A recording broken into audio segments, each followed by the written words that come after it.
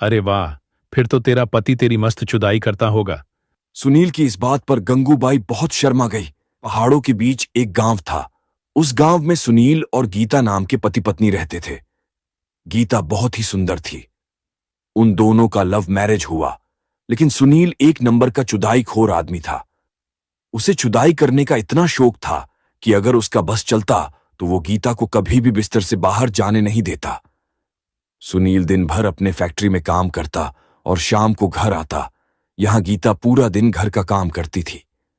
एक दिन दोनों खाना खा रहे थे। क्या हुआ गीता, आज बड़ी चुप चुप सी लग रही हो? सब ठीक तो है ना? किसी ने कुछ कहा तो नहीं?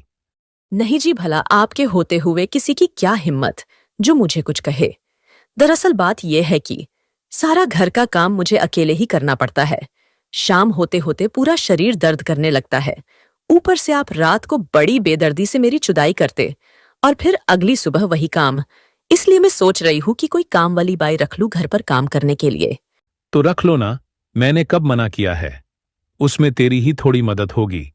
तुम तनख्वाह की चिंता मत करो, बस कोई काम वाली रखो। सुनील की बातों से गीता को राहत मिलती है।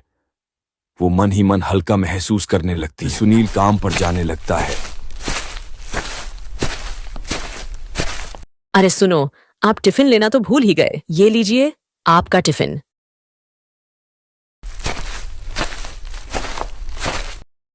ओह, अच्छा हुआ तुमने याद दिलाया। तुम नहीं होती तो न जाने मेरा क्या होता गीता। और तुम कल किसी काम वाली बाई रखने की बात कर रही थी। देखो यहाँ वहां पूछकर, अगर मिलती हो तो। ये बोलकर सुनील अपने काम पर चला गया। यहां गीता अपनी सहेली चंपा को फोन करती है।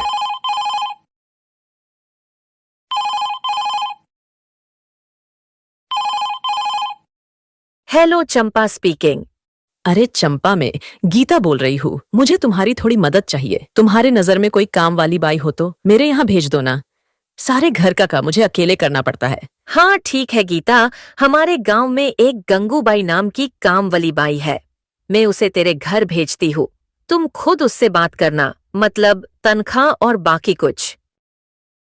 चंपा की बातें सुनकर गीता को राहत मिलती है। वो गंगूबाई के आने की राह देखने लगती है। 11 बजते और गंगूबाई भी आती है। नमस्ते मालकिन जी, गीता मैडम ने बताया कि आपको एक काम वाली की जरूरत है, इसलिए मैं आई हूँ। अच्छा तो तुम हो गंगूबाई। अच्छा हुआ तुम आई। सबसे पहले तो तुम्हें काम समझाती हूँ। तुम्हें घर की साफ सफाई करनी होगी, कपड़े और बर्तन साफ करने होंगे और खाना बनाने में मेरी मदद करनी होगी।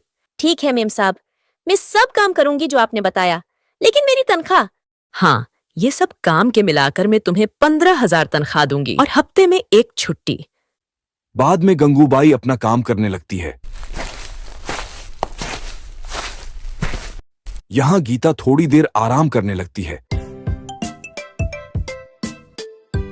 बाद में दोनों भी रसोई में खाना बनाने में लग जाती है। शाम को जब सुनील काम से वापस आता है, जब वह दोनों खाने पर बैठते हैं तो गंगूबाई हाथ में बिरयानी का पतीला लेकर आती है। तभी गीता सुनील से कहती है, अरे सुनो, इससे मिलो, यह है काम वाली बाई गंगूबाई। गंगूबाई, यह है मेरे पति सुनील। नमस्ते साहब।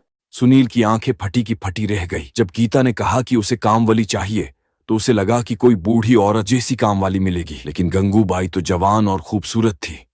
अजी कहाँ खो गए? आज गंगूबाई ने चिकन की बिरयानी बनाई है। गंगू, जरा वो बिरयानी साहब को परोस दो। गंगूबाई ने सुनील को बिरयानी परोसी।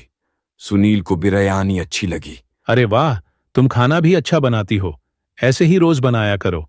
अच्छा गंगूबाई, अब तुम घर चली जाओ। जो भी बर्तन गंदे होंगे वो तुम कल आकर साफ करना। गंगूबाई वहां से अपने घर चली जाती है।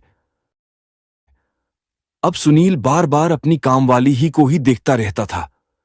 उसके बड़े बड़े बूब्स और रसीले होंठ उसे उसकी ओर आकर्षित करने लगे। एक दिन गंगूबाई किचन में काम कर रही थी। गीता भी नहाने गई थी। सुनील हिम्मत करके गंगू से कहता है, अरे गंगूबाई, तुम्हारी शादी हुई है या नहीं? हाँ साहब, मेरी शादी हुई है। अरे वाह, फिर तो तेरा पति तेरी मस्त चुदाई करता होगा। सुनील की इस बात पर गंगूबाई बहुत शर्मा गई, लेकिन वो भी चुप नहीं रही। हाँ साहब, जैसे आप जुदाई करते होंगे। मेम साहब की वैसे ही मेरा पति मेरी ठुकाई करता है, बड़ा मजा आता है, लेकिन मेरे पति का लन थोड़ा छोटा है, इसलिए अब ज्यादा मजा नहीं आता। सुनील को अब गंगूबाई की ओर से ग्रीन सिग्नल मिल गया था।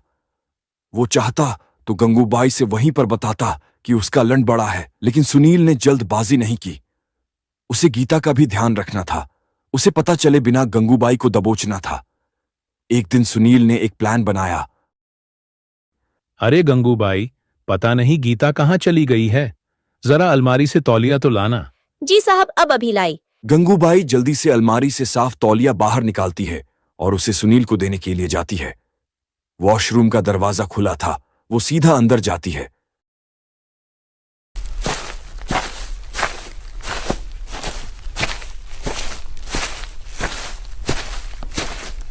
रंगे हाथ पकड़ेगी। इसकी आगे की कहानी अगले भाग में है। जानने के लिए इस चैनल को सब्सक्राइब करें और वीडियो को लाइक करो और वीडियो को अपने चुदक्कड़ दोस्तों में शेयर करो।